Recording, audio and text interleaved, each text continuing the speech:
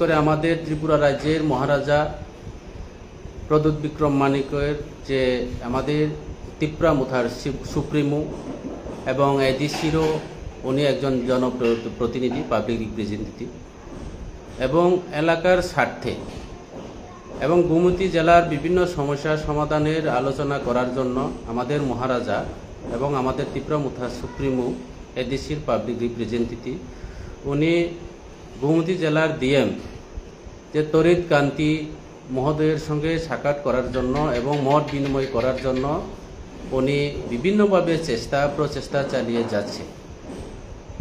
কিন্তু আমাদের যে ডিএম সাহেব তরিৎ কান্তি মহোদয়, গোমতী জেলার ডিএম, উনি একজন ওই ডিস্ট্রিক্টের অভিভাবক, তে উনি সাক্ষাৎ করার ওনাকে সুযোগ দেওয়া হয়নি, যার কারণে বিভিন্ন সমস্যার কারণে আজকে তড়িঘড়িভাবে সলিউশন এবং সুরাহা করার জন্য আমাদের মহারাজ ওনার সরকারি বাসভবনে বা ওনার কোয়ার্টারে যেতে বাধ্য হয়েছি। তাই আজকে এখানে সেই বিষয় নিয়ে সে মানুষের স্বার্থে কাজ করতে গিয়ে, আমাদের বুবাগরা এলাকার স্বার্থে কাজ করতে গিয়ে আজকে ভারতবর্ষের হোম মিনিস্টার অমিত শাহজির যে বিষয়টাকে, যে অমিত শাহজির যে ইয়াটাকে যে বাস্তবায়ন করার জন্য এবং রূপায়ণ করার জন্য ডিএম সাহেবের সঙ্গে দেখা করতে গিয়ে যেভাবে একটা যে কথাবার্তা, যেভাবে একটা নিউজ চ্যানেল, বিভিন্ন নিউজ চ্যানেলের মধ্যে, বিভিন্ন সোশ্যাল মিডিয়ার মধ্যে যেভাবে একটা আলোচনা চলছে, বা ট্রোল বা ইনসেল বিভিন্নভাবে আমাদের বুবাগরাকে রাজা কোথায় আছে, রাজা কেন বলতে হয়, রাজা কেন করতে হয়, এইভাবে যে একটা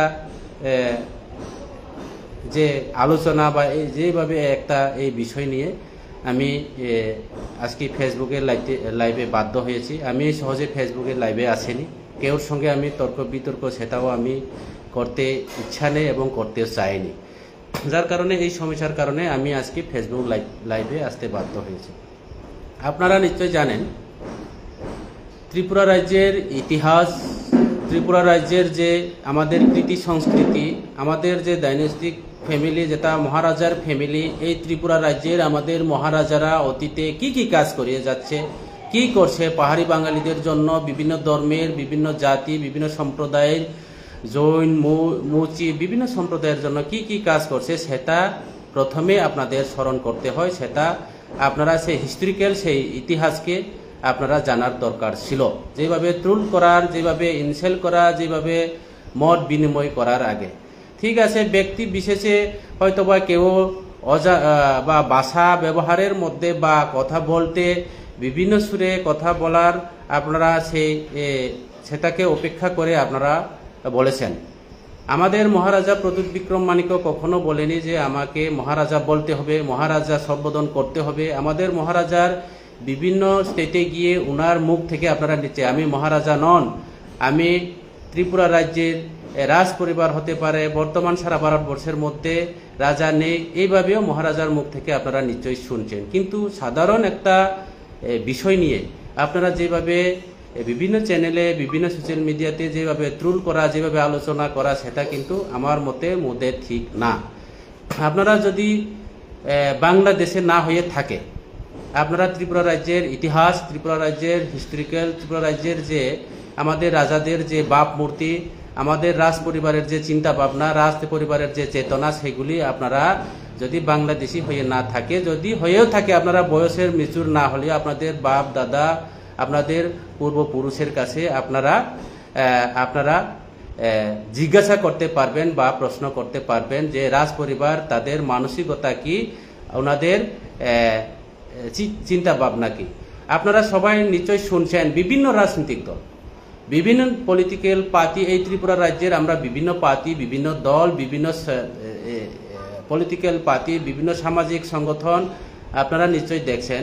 আমাদের বুবাগরার প্রদ্যুৎ বিক্রম মানিক্যের যে গ্র্যান্ডফাদার, আমাদের বীর বিক্রম কিশোর মানিক্য বাহাদুরকে আমরা ত্রিপুরা রাজ্যের রূপকার রাজা বলি। আজকে আমাদের মহারাজাদের নেতৃত্বে, রাজ পরিবারের নেতৃত্বে, প্রদ্যুৎ কিশোর পরিবারের নেতৃত্বে এই ত্রিপুরা রাজ্যের সমস্ত ধর্মের প্রতিষ্ঠানগুলি, আজকে মুসলিমদেরকে মসজিদ তৈরি করে দিয়েছে আমাদের মহারাজারা। আজকে হিন্দুদের সারা ত্রিপুরা রাজ্যের মাতৃমন্দির থেকে শুরু করে ত্রিপুরাশ্বরী মন্দির, আমাদের দুর্গা মন্দির, আমাদের যে মুসলিমদের জন্য যে মসজিদ, আমাদের বুদ্ধিস্টদের জন্য বুদ্ধ মন্দির, এইসব মন্দির আমাদের মহারাজারা তৈরি করে দিয়েছে। আমাদের মহারাজার বিশেষ করে রাজ পরিবাররা কোনো ধর্ম, বর্ণ, জাত, সম্প্রদায় সেটা বিচার করে নাই। যার কারণে আজকে এই ত্রিপুরা রাজ্যের মধ্যে আমরা সমস্ত জাতি সম্প্রদায়ের মানুষ, সমস্ত জাতি জনগোষ্ঠীরা আমরা একসাথে এক পরিবারের মতো এক সন্তানের ছেলে মেয়ে, আমরা এক সন্তানের মতো করে, এক মায়ের ছেলে মেয়ে সন্তানের মতো করে আমরা এই ত্রিপুরা রাজ্যের মধ্যে দীর্ঘ বছর আমরা শান্তিতে, সম্প্রীতিতে, ইউনিটিতে, ইকুয়ালিটিতে আমরা বাস করতে পেরেছি। কাদের নেতৃত্বে? আমাদের রাজ পরিবারের রাজাদের নেতৃত্বে।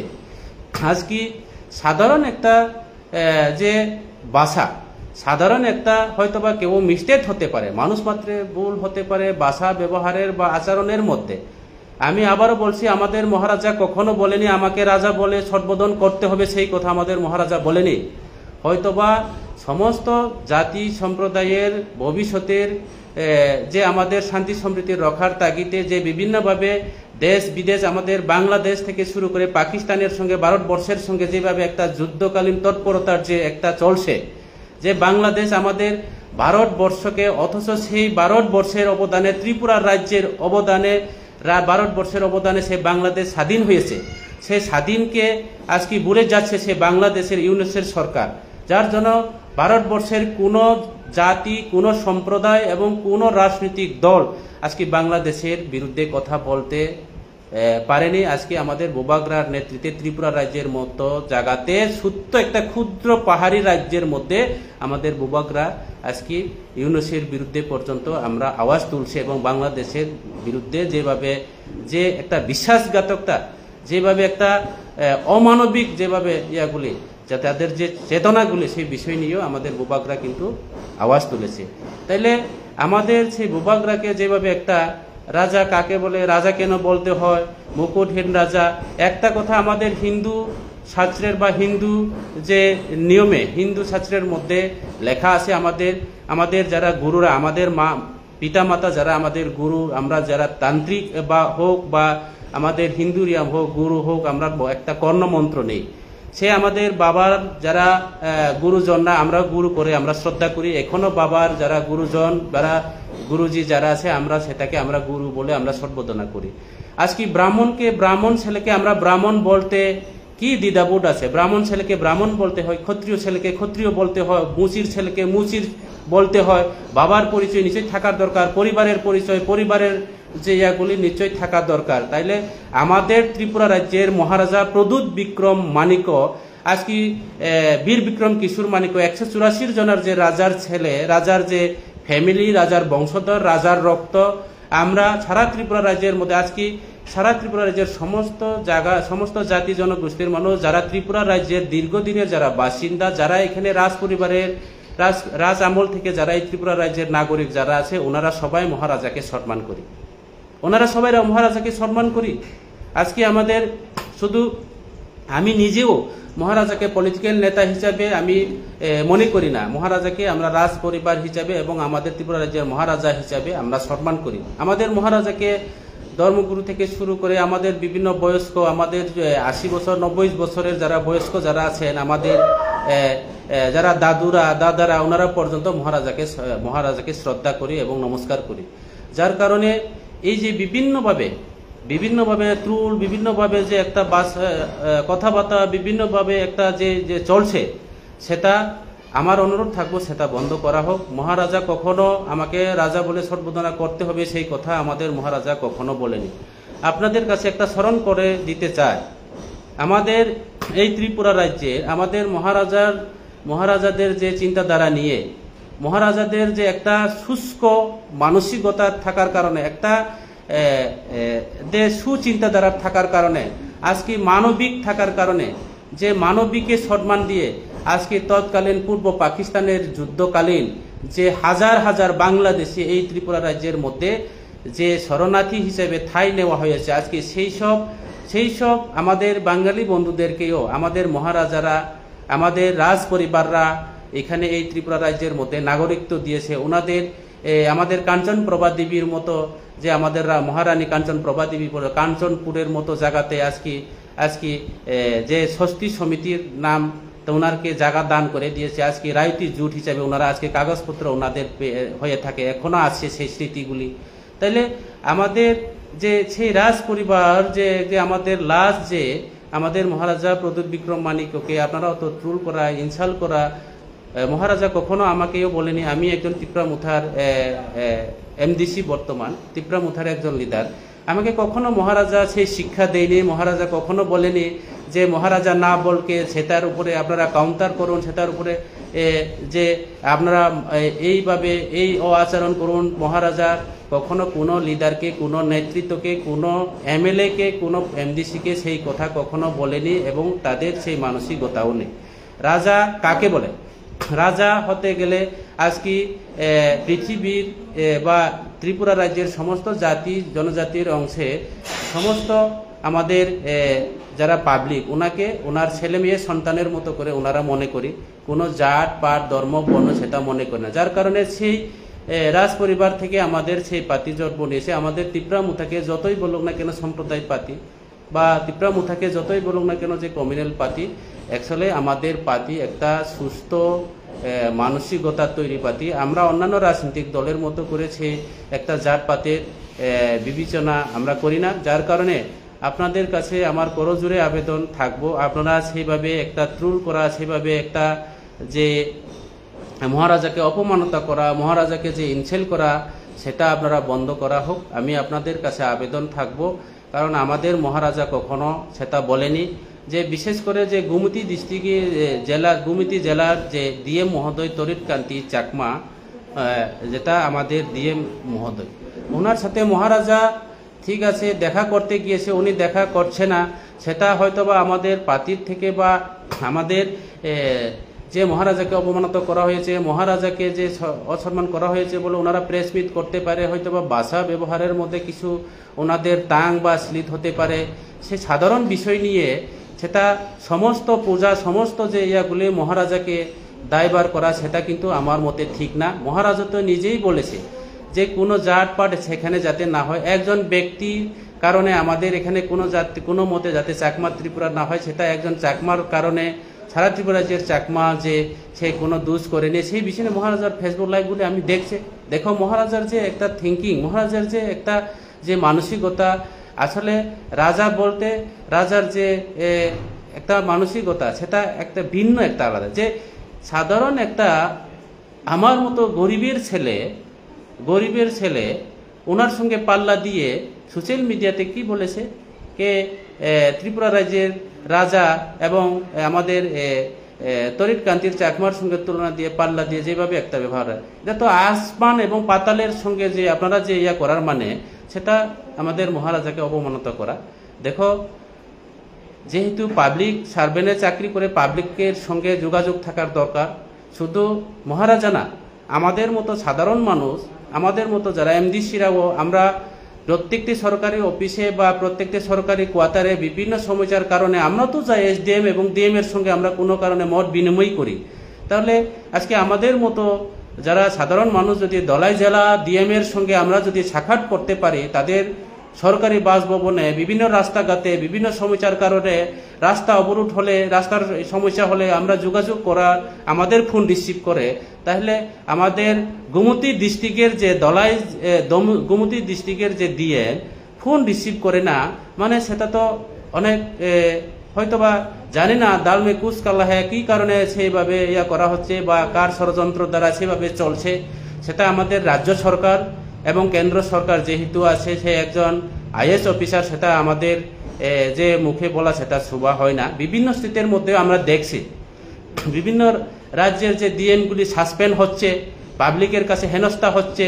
আমাদের ত্রিপুরা রাজ্যের মধ্যে কোনো ডিস্ট্রিক্টের ডিএমদেরকে আমরা এখন হেনস্থা করা হয়নি এবং হেনস্থা করেনি, এবং আগামী দিনে সেইভাবে যদি আমাদের সাধারণ ব্যাপার নিয়ে, যদি সাধারণ সমস্যা নিয়ে আমাদের একটা রাজ পরিবারকে যদি অপমানিত করা হয়, রাজ পরিবারকে অসম্মানিত করা হয়, আমাদের যে কৃতি সংস্কৃতিকে, আমাদের কালচারকে, আমাদের ট্রেডিশনালকে যদি আপনারা যদি তুলে ধরে সেইভাবে একটা যে কালিমালিপ্ত করার জন্য একটা যে যদি চেষ্টা হয়ে থাকে বা প্রয়াস করে থাকে, নিশ্চয়ই আগামী দিনে কোনো পদক্ষেপ নেওয়া হবে।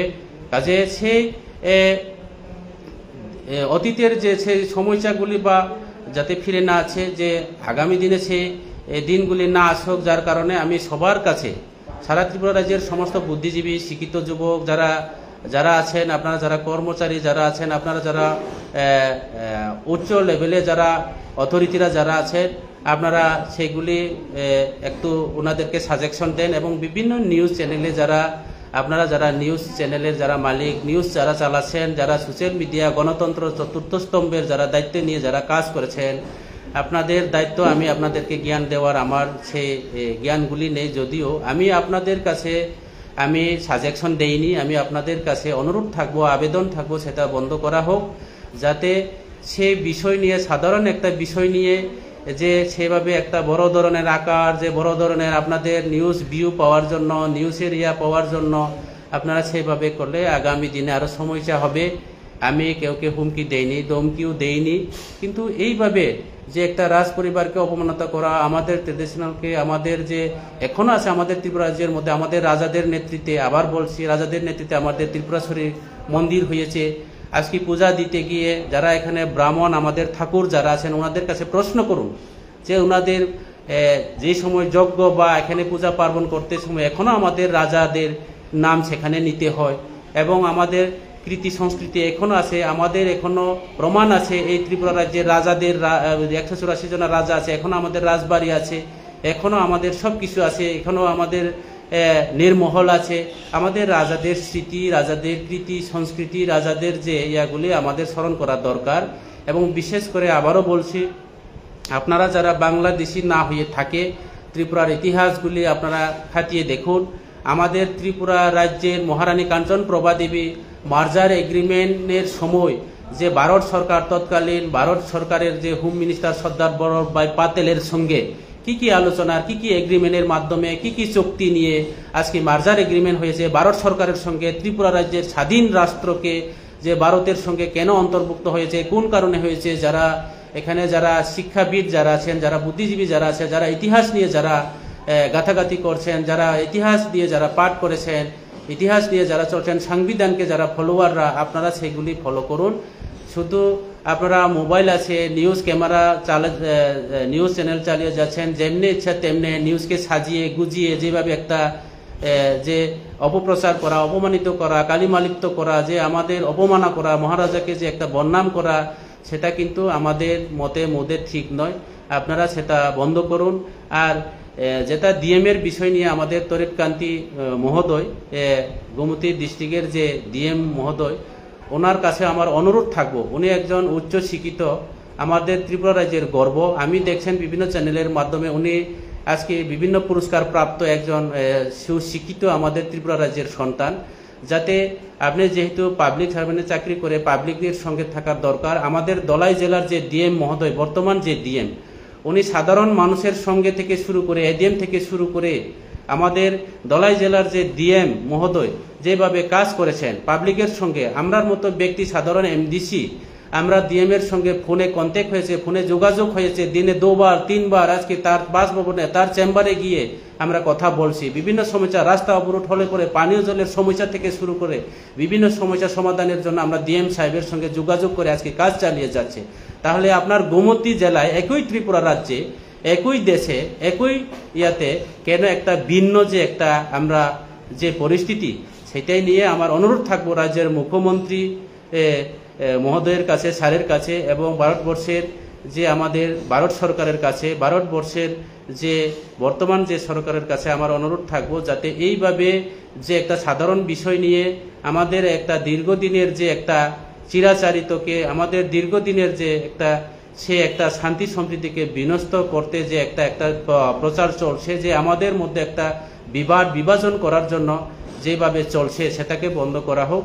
আপনারা তড়িঘড়িভাবে সেই বিষয় নিয়ে দলাই জেলার যে গোমতী জেলার যে ডিএম মহোদয়, ওনার বিষয় নিয়ে আপনারা খ্যাতিয়ে দেখা হোক। বিভিন্ন স্টেটে যেভাবে আমরা দেখছি, সুস্থ তদন্তক্রমে সুবিচার পাওয়ার জন্য আমি ব্যক্তিগত তরফ থেকে এবং ত্রিপুরা রাজ্যের নাগরিক হিসাবে আমি আপনাদের কাছে আবেদন থাকবো।